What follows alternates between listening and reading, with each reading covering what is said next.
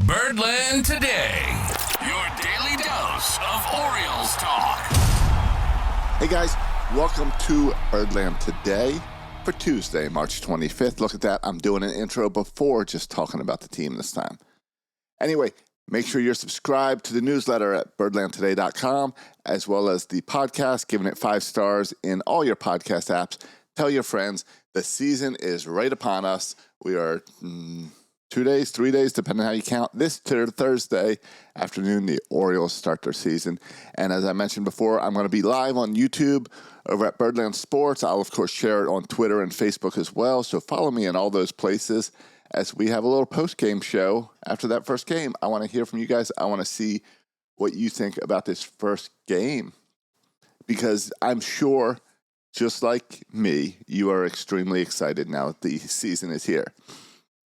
Isn't it funny how we all get excited for spring training and how quickly spring training wears?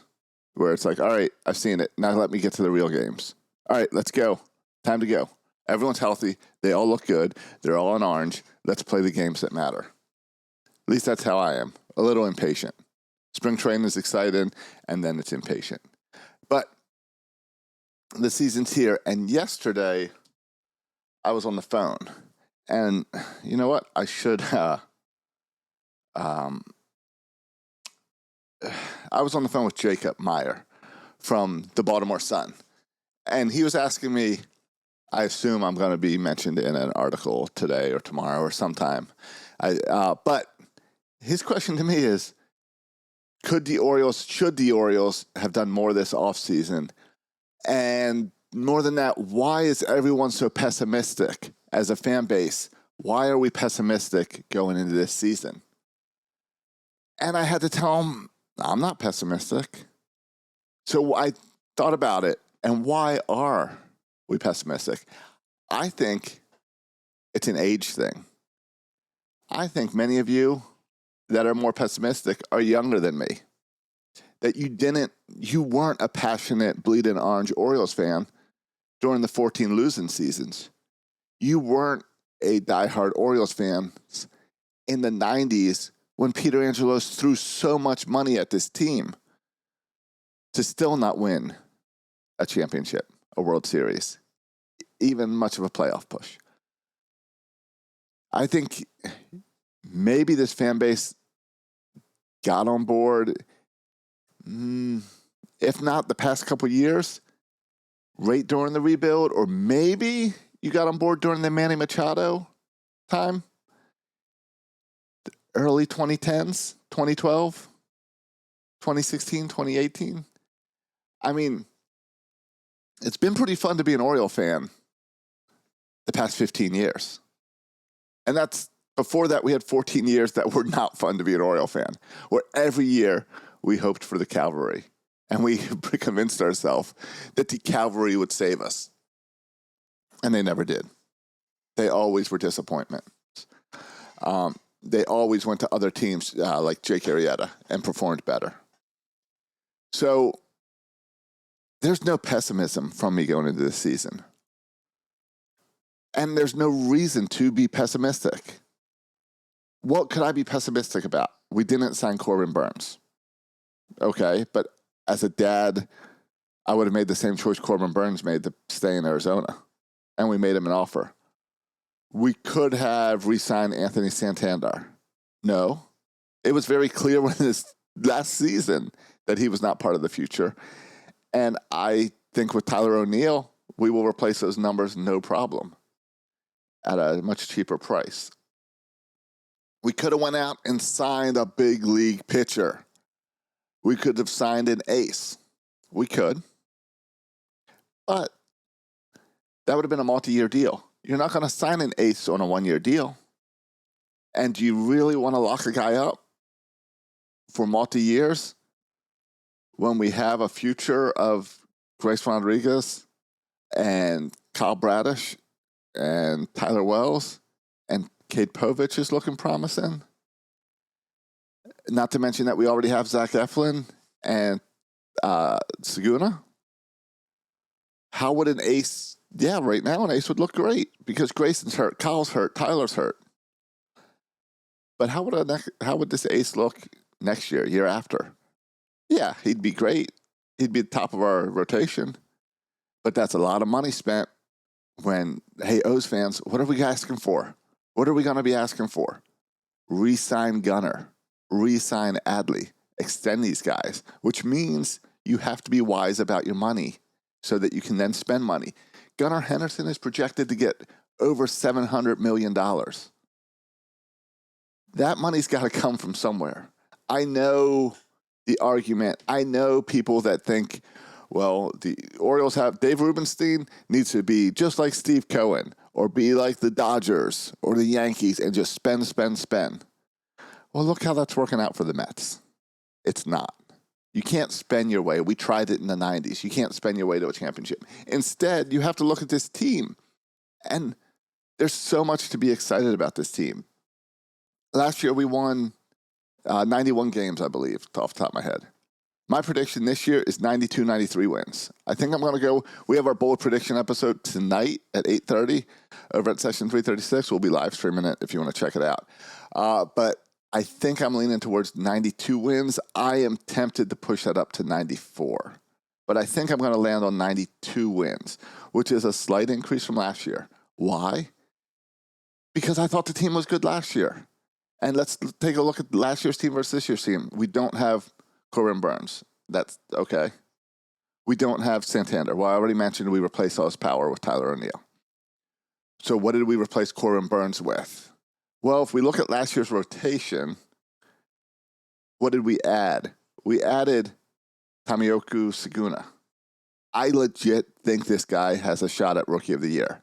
He looked outstanding in Sarasota. If that's truly the transition he's making to the majors, then that's outstanding. We added Kyle Gibson.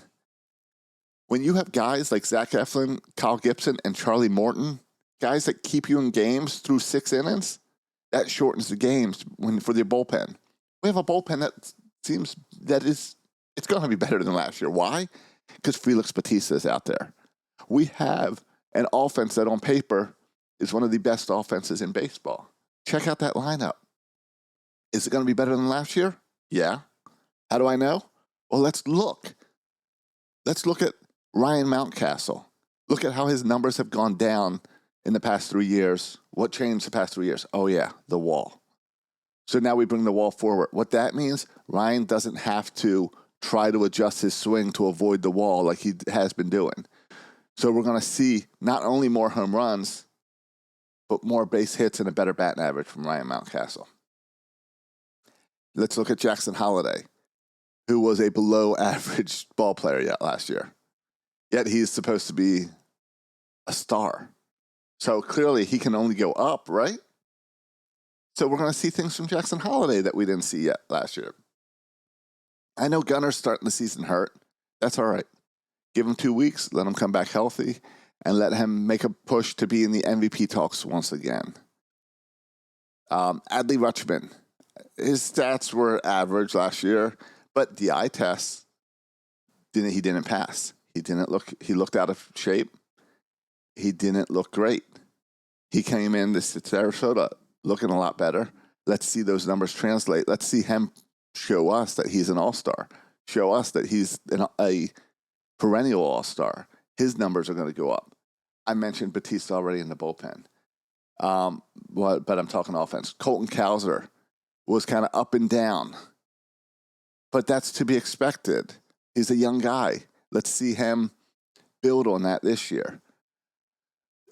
Cedric Mullins, this is interesting for Cedric Mullins because it's a contract year for Cedric, but I also feel like if he doesn't perform, we're going to see a platoon from him. We're going to see more of Colton in center field and platoon because we've got guys that we need to get on the field like Tyler O'Neill, like Heston Kjerstad. These are guys that you want to see in your lineup. Kobe Mayo, when he gets things together, they're going to want to bring up. Have I even mentioned depth? The depth that this team has with Kjerstad, Mayo, Mechien. We've got depth. The fact that we're going into this season starting with Kyle Gibson staying in Sarasota to get in shape. They're looking at a few weeks for him before he's ready.